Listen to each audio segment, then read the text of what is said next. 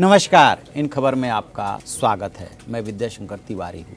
UNSC यानी कि United nation security council की मीटिंग में एक बार फिर पाकिस्तान ने चीन के साथ मिलकर के कश्मीर पे चर्चा कराने की चाल चली थी, लेकिन उसकी वो चाल नहीं चल पाई।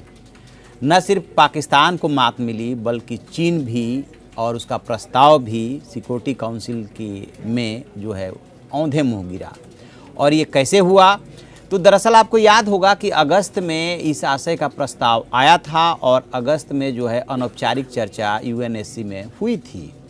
यूएनएससी में जो भी अनौपचारिक चर्चा होती है वो क्लोज डोर मीटिंग होती है और उसका कोई एज सच एजेंडा नहीं होता है, और जो बात होती है उसकी कोई आप कह सकते हैं कि बाहर चर्चा नहीं होती है।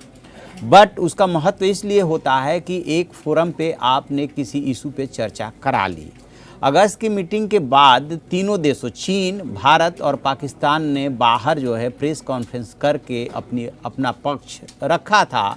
उसमें जो यूएन में भारत के प्रतिनिधि हैं मिस्टर अकबरुद्दीन, वो नायक बन कर के उभरे थे, क्योंकि उन्होंने जिस तरीके से स्मार्टली सारे सवालों के जवाब दिए, प्रेस कॉन्फ्रेंस किए और पाकिस्तानी पत्रकारों को से हाथ मिलाया कि लीजिए मैं अभी से शुरू करता हूँ, उसकी काफ़ी उनकी सराहना हुई थी।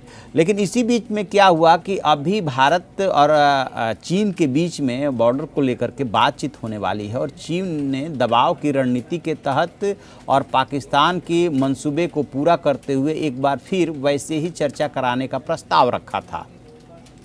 लेकिन इस बार उसे चर्चा कराने के प्रस्ताव को, यानी कि चर्चा तो दूर, प्रस्ताव को ही जो है सिक्योरिटी काउंसिल ने खारिज कर दिया। इसमें जो नया समर्थक देश उभरा और मजबूती से वो है इंडोनेशिया, जिसने कि भारत का साथ दिया। और इधर जो 4 परमानेंट मेंबर्स हैं, अमेरिका, रूस, ब्रिटेन और फ्रांस, उन्होंने भी जो है भारत का साथ दिया। ये चारों देश में से ब्रिटेन पहली बार खुल करके भारत के साथ आया, अदरवाइज 3 जो है भारत का साथ देते रहे थे। आपको एक बात बता दें कि यूएनएससी की जो चेयर करने की देश को जिम्मेदारी दी जाती है वो बदलती रहती है। अभी दिसंबर में जो है अमेरिका उसका अध्यक्ष हो गया है, लिहाजा अमेरिका ने इस पूरे मुहिम को लीड किया और कहा कि इसकी ज़रूरत नहीं है।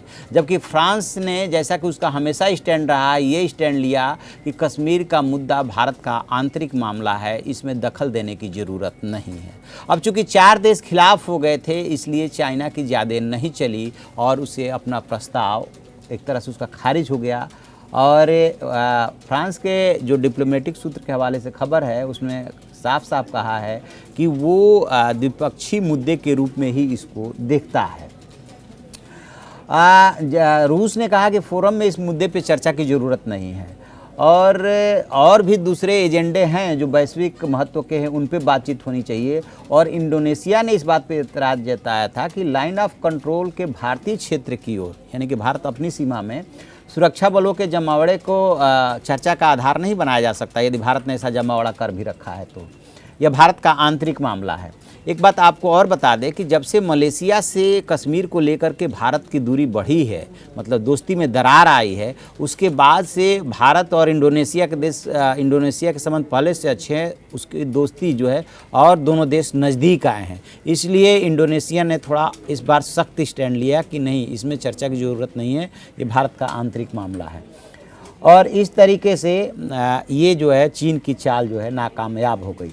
चीन के विदेश मंत्री वांग यी भारत आने वाले हैं और इससे भारत के कश्मीर पे जो प्रस्ताव ये बढ़ाया गया था, संभवतः दबाव की रणनीति के तहत चीन ने ऐसा किया था ताकि जब बातचीत हो तो उसमें दबाव जारी रखा जा सके। और इसमें भारत और अमेरिका के 2+2 की भी वार्ता होने वाली है। तो बहुत सारे इसमें फैक्टर काम कर रहे थे। और अब जो है देखना ये है कि पाकिस्तान एक बार कश्मीर को ज़िंदा रखने के लिए चीन का कितनी बार सहारा लेता है और उसे किस रूप में ज़िंदा रख पाता है, क्योंकि अब इस मुद्दे में कोई दम नहीं बचा है। पाकिस्तान को जितनी कोशिश करनी थी वो कोशिश कर चुका है। तो आप ऐसी खबरों के लिए देखते रहिए हमारा डिजिटल चैनल इन खबर। Thank you. इन खबर चैनल को सब्सक्राइब करें और बेल आइकन दबाना ना भूलें।